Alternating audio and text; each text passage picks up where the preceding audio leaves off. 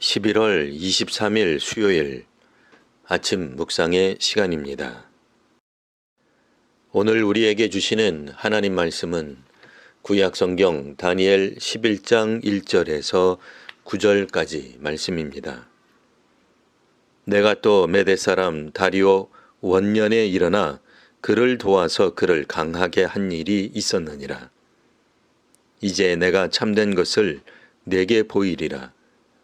보라, 바사에서 또 새 왕들이 일어날 것이요 그 후에 넷째는 그들보다 심히 부요할 것이며 그가 그 부요함으로 강하여진 후에는 모든 사람을 충동하여 헬라 왕국을 칠 것이며 장차 한 능력 있는 왕이 일어나서 큰 권세로 다스리며 자기 마음대로 행하리라. 그러나 그가 강성할 때에 그의 나라가 갈라져 천하 사방에 나누일 것이나 그의 자손에게로 돌아가지도 아니할 것이요 또 자기가 주장하던 권세대로도 되지 아니하리니 이는 그 나라가 뽑혀서 그 외에 다른 사람들에게로 돌아갈 것임이라. 남방의 왕은 강할 것이나 그 군주들 중 하나는 그보다 강하여 권세를 떨치리니 그의 권세가 심히 클 것이요 몇 해 후에 그들이 서로 단합하리니 곧 남방 왕의 딸이 북방 왕에게 가서 화친하리라. 그러나 그 공주의 힘이 쇠하고 그 왕은 서지도 못하며 권세가 없어질 뿐 아니라 그 공주와 그를 데리고 온 자와 그를 낳은 자와 그때 도와주던 자가 다 버림을 당하리라. 그러나 그 공주의 본 족속에게서 난 자 중에 한 사람이 왕위를 이어 권세를 받아 북방 왕의 군대를 치러 와서 그의 성에 들어가서 그들을 쳐서 이기고 그 신들과 부어 만든 우상들과 은과 금의 아름다운 그릇들은 다 노략하여 애굽으로 가져갈 것이요 몇 해 동안은 그가 북방왕을 치지 아니하리라. 북방왕이 남방왕의 왕국으로 쳐들어갈 것이나 자기 본국으로 물러가리라. 아멘. 바사에 이어 헬라에 이르는 세계 역사가 간단히 소개됩니다. 역사는 강대국들의 것처럼 보입니다. 강대국들이 주역인 무대에서 약소국들은 기억도 나지 않습니다.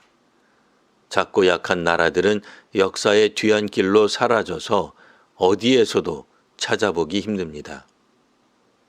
고대 페르시아 제국에 이어 그리스 제국이 역사에 등장합니다.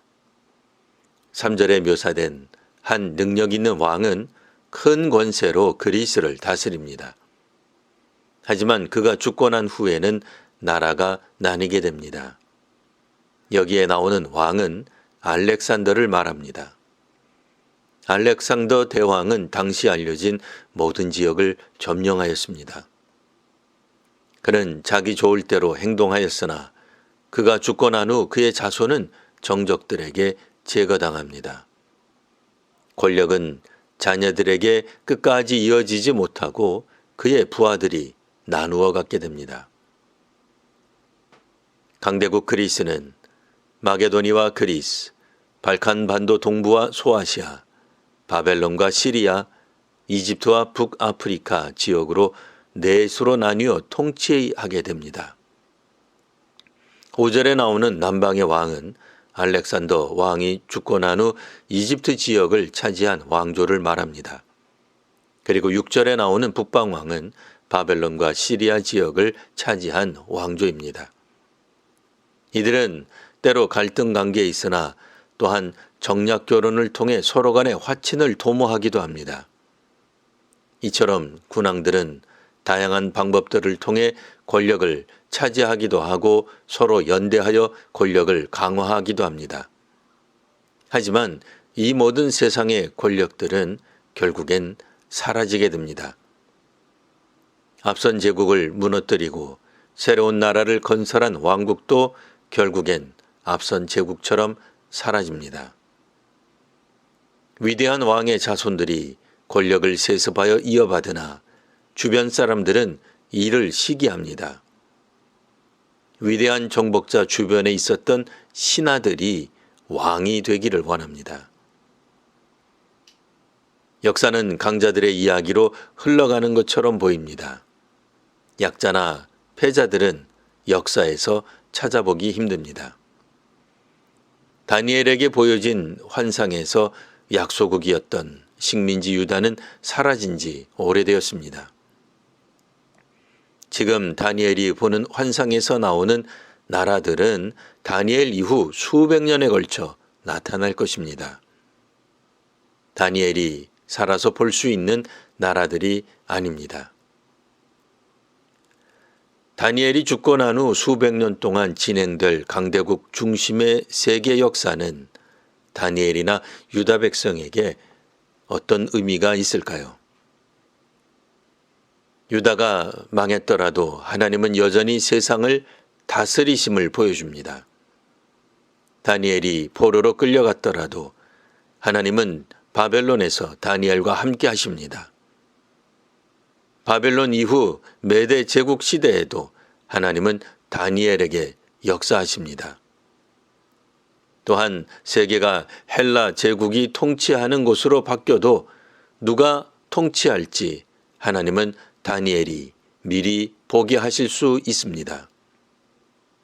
개인적으로는 또 민족적으로는 만국의 슬픔을 당하였어도 하나님은 그들의 나라뿐 아니라 세상을 다스리십니다.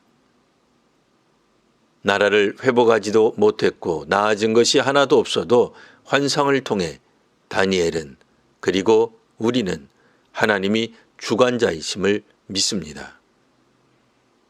이처럼 다니엘서는 하나님께서 다스리시는 나라를 믿음으로 보게 합니다.